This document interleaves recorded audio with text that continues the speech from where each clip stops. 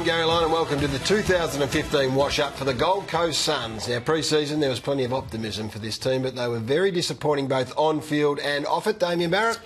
It was a public relations disaster off-it for the club and the AFL guys, and when it comes to on-field, it was just a nightmare on so many levels. Well, we thought they'd be contending, didn't we? And in the end, they're contending for a wooden spoon, so that is a disaster. There were on-field highlights, though, and for me, Damo, the biggest one was this man, Adam Saad, and I love the irony in the fact that this kid was playing at Coburg, had been overlooked in multiple drafts, got an opportunity, and with all of their plethora of first-round picks and priority 17-year-old kids and the greatest talent that the world's ever seen, it's this kid from Coburg who, at the halfway mark of the year, I had in front in the NAB Rising Star. Did you really? Yeah, had some injury. He dropped away a little bit as the season wore on. But look at this. The carry, the dare, the take the game on. And he played, in fact, I hope the rest of those sometimes overprivileged young men in the Gold Coast look at him as the example going forward. Yep. Well, I'm going to go with my highlight as being one who was one of those early picks, guys. Tommy Lynch, who I reckon held up really well despite the, as I said, the disaster that was unfolding around him. Maintained his form right through, and the leadership is the issue with him, which the people at the football club love, and we might touch on that right now. It has to be a consideration that over the course of the summer there's a plan put into place for him to be the club's next captain, possibly as early as 2016. But moments like this, took it upon himself to take the mark and then kick the goal, which created the draw. I think he felt that was a victory at the time he kicked the goal. But either way, got the goal that he needed to get under that pressure and said all that needs to be said about that, man. Very good year. No argument there, Damo. I'm a big fan as well. Lowlights, plenty of them. For me, they recruited Nick Malcheski for a reason. That was to give them the drive and run off half-back, but also the experience and to perhaps lead the way and lead the path. And he has delivered not on the field at all. On or off field, it's hard to know unless you were there, but he hasn't been able to live up to the expectation. Highly priced, specifically targeted, and a fail. Yep. My highlight was the drugs scandal, guys, and the public relations nightmare that it created for the club and the AFL. I mean, the Carmichael Hunt legacy to the game, big money taken out of the game, and then left them with a drugs issue as big as they've seen. And then was basically giving evidence to a crimes commission, and it all came out with teammates. So that was his legacy. Harley Bennell's drug issues as well, and just his general partying ways became a problem. And then the drinking rules that seemed to be quite rubbery even. I mean, some people could drink, some people couldn't. Some were drinking before a game and were exposed when they didn't, I suppose, resolve their hotel bills, Gaz. It was an ugly situation on a few fronts. Charlie Dixon involved in that one as well. And when you set a hard and fast rule, you expect your players to live by it. Yep. Christmas bonus time, Gaz. Yours. Ching. Well, I've gone for Touk Miller, along the lines of the Saad. He was pick 29, which is still relatively high. Excuse me. Was captain of the Vic Metro under-18 side. And there weren't exactly slows on him, but there was a query about whether or not he was going to be having an impact in his first year of AFL football.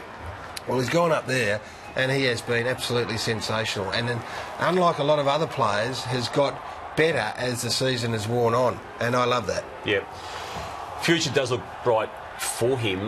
With my Christmas bonus, Gaz, I've given it to a young 20-year-old, Cade Collar-Jasny, who was leading disposals for a large part of the year. Rebound 50 is the key stat for the club, second in marks. But what I like more about it, not just those figures we've rattled off, it's just the presence and the class he's got. He knows the time, he knows the place, and he's just got poise. And you can see why people at that footy club, Rodney Eade, the coach, Malcolm Blight, the footy director, just love him. This sums him up. This sums him up, and this is why they love him. Run, carry, dash, but this, finish. So when you can add all those things together, they've got a really important package. Now, you know when we give the Christmas bonus, there's also a chopping block. You're going first. I love this. Bang. Zach Smith at one stage was touted as the possible best ruckman in the competition, or potential best ruckman in the competition. He hasn't followed up, hasn't lived up to that lofty standing. Nichols is the man that's assumed that role. So for me, harsh. You got one? I got one. Charlie Dixon just hasn't lived up to the expectations on and off field goes, and he's got a body that really may only get him through 15 or 16 games. So you'd trade him? I'd trade him. Yeah, there's currency for him now. There's other clubs into him, Port Adelaide, particularly and specifically. Whether they get the deal done, who knows? But He's got currency now, and I think it's a good time for him to leave and for the club to move on him. Strong from you, Warrior. Now we try to help out. What do they need to step up and improve? What sort of players? Hard-nosed leadership from me. Whether it's developed from within or it's introduced. I'd much rather be developed from within, and hopefully your man Tom Lynch is the one that can perhaps drive that and get a group of players around him that are going to say enough is enough of this, some of the issues off field particularly that we've seen. So that's what I'd like to see at that group. Yep, I'd like to see an overhaul of their off-field behaviour, the party boy element, the drug taking, the drinking. It just needs to be removed, and whether that means Harley Bennell does go, even though he's contracted Gaz, it has to be a discussion that they have over the trade period, and it will be had, that discussion. We make a 2016 prediction. Last year you ran at 72%, which is good. I ran at 87%. Oh, funny you got more than me. So what are you predicting for the Gold Coast Suns? Up.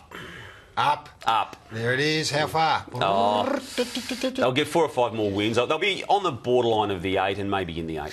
I'm with you, Warrior. I think you've seen my results from last year and you've copied me. I think they'll be going up as well. I'm not sure, maybe 8, but no, they'll have to take a substantial step forward.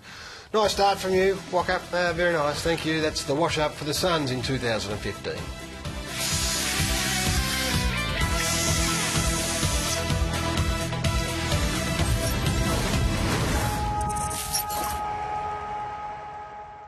New Gurney Power Grip. Available at Bunnings Warehouse.